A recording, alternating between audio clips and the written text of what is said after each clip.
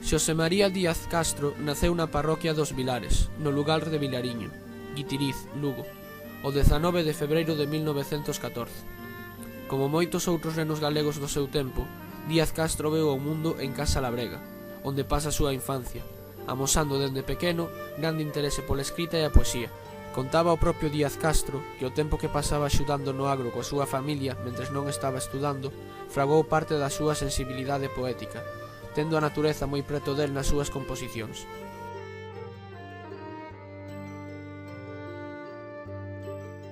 Estes non son poemas nin cementos de poemas siquera. Son fragmentos de min mesmo perdidos, como a ventos fuxidos, por antigos camiños esquecidos. Díaz Castro, perdido no traxeito dun recordo moi longo, recolleito por un anxo e salvado nalgún intre de amor desesperado. Aos 15 anos, os seus pais decidiron que o mellor para el era que fora ás aulas que se impartían no seminario de Santa Catarina de Mondoñedo, moi prestixioso na súa época, onde estudou humanidades, latín e teoloxía. Neste centro veuse influenciado pola poesía mística, como por exemplo a de San Juan de la Cruz, ou os poemas modernistas de Rubén Darío, ademais do malditismo de Baudelaire.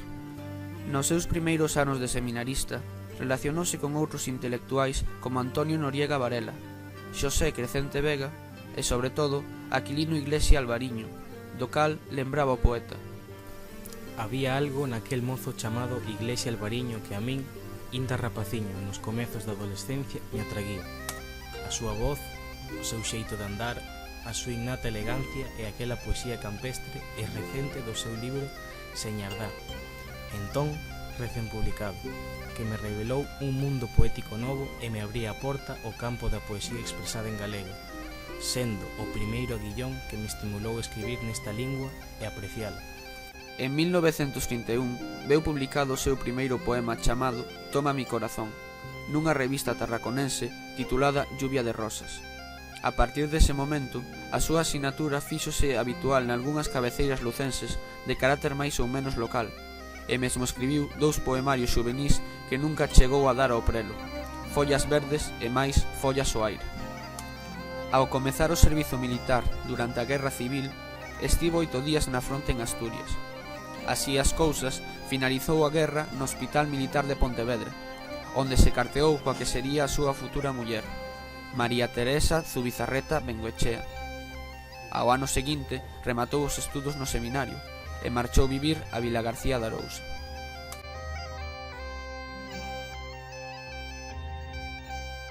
Cruel, cruel, cruel realidade. Hai laio sobre o escombro dun sono, que non se erguerá máis. Para lo do mundo, un sol sin noite nin historia. Busca a ruína esquecida e enchea de toda a gloria. Vilagarcía tiña aproximadamente 17.000 habitantes, a comezos da década dos 40. Era unha cidade que empezaba unha nova xeira rematada a Guerra Civil, cuns vencedores que non perdoaron o pensamento ideolóxico da xente de esquerdas, incluindo tamén os nacionalistas, cuxo máximo representante era Castelao, nado en Rianxo, e cuxa forza ideolóxica, o traveso do Partido Galeguista, tivo unha significativa representación na Ría de Arousa. O Colexio León XIII acolleu nestas datas, baixo a dirección de Iglesia Alvariño, a distintos profesores con ideoloxías afines aos vencidos, como por exemplo Ramón Lamas López, médico, que chegou a Vilagarcía o 13 de decembro de 1941, tras ser xulgado por ostentar en 1936 a alcaldía de Lugo, polo Partido da Esquerda Republicana. Outro docente foi Celestino Nolla, catedrático de Xeografía e Historia e presidente da Deputación de Lugo, depurado da docencia oficial e contratado tamén no León XIII. Iglesia Alvariño precisaba dun profesorado competente, que prestixara o nivel académico do centro, xa que se fixera cargo da dirección era copropietario a partir de 1939, formando el parte do claustro de profesores, e chamando tamén ao seu bo amigo, Díaz Castro, para que se incorporara ao colexio como mestre.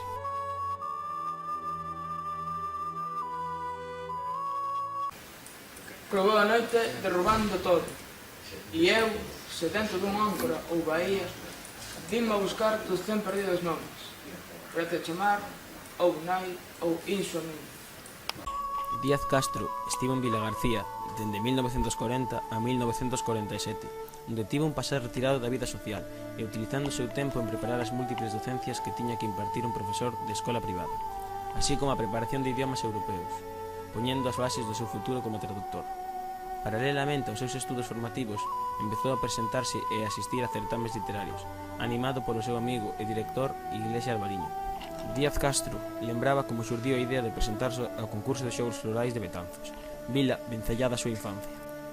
Evidentemente non era a recompensa monetaria o que me tentaba, senón acadar fama. E eu nunca me presentara a ningún concurso poético, e aquel ano pareceume que podería ser unha cousa fácil para min o facer un canto a Betanzos e a muller betanceira.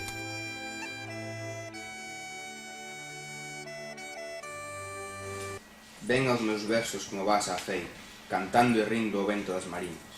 Ven, puño de cereixas cristaínas, entra no meu soneto betanceiro. Como esborrexen pola carballeira as anduriñas tras das anduriñas, brinca, anduriña, polas rimas miñas que te dou Dios, enteira e verdadeira. Díaz Castro deixa Vila García de Arousa no 1947, regresando ao seu vilariño natal para preparar oposicións, gañándoas e trasladándose a Madrid en 1948, para traballar como traductor para o Ministerio da Gobernación, impartindo tamén aulas no ensino privado, compaxinando co traballo que realizaba para o Ministerio.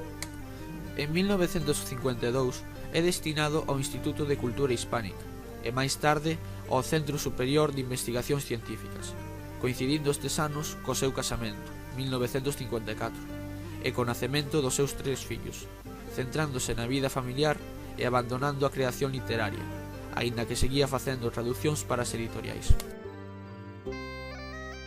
No ano 1961, Díaz Castro publica a recompilación de algúns dos seus poemas baixo o título de Nimbos, que vai ser ben acollido pola crítica e escritores galegos, con comentarios favoráveis como os de Ramón Otero Pedrallo, Carballo Calero, Méndez Ferrín, Ángel Fole, entre outros poetas e escritores.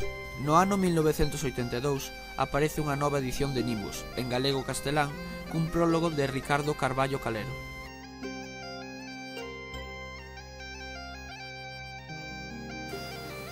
Un paso adiante e outro atrás, Galicia, e a dos teus sonos non se move. A esperanza nos teus soños se desperdiza, aran os bois, e chove. Un bruar de navíos moi lonxanos, che estrollos o nomol como un ou.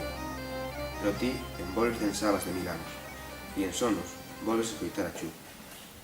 Tragarán os camiños algún día a xente que levate.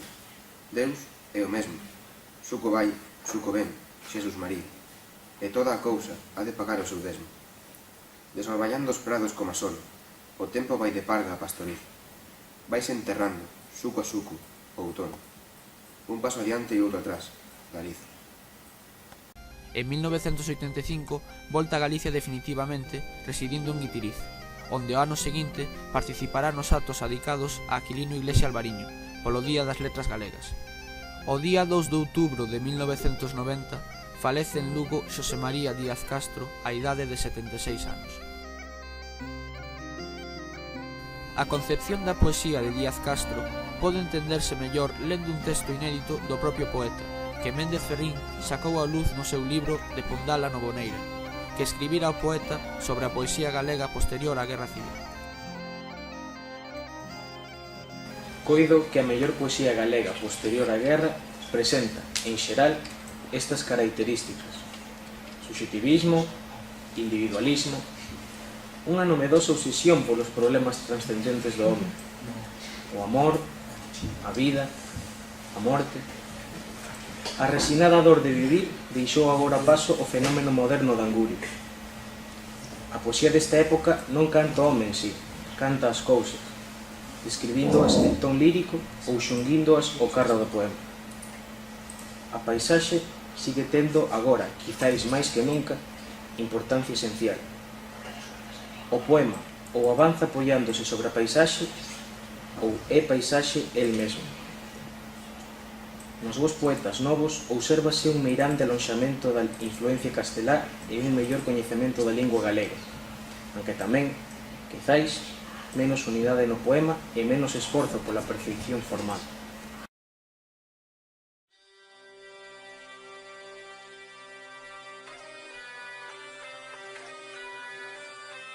Un paso adiante e outro atrás, Galicia, e a tea dos teus sonos non se move. A esperanza nos teus ollos esperdiza, aran os bois e chove. Un gruar de navíos moi lonxanos che estrolla o sono mole, como unha uva. pero ti envolveste en sabas de 1000 anos, e en sonos volves a escoitar a chuva.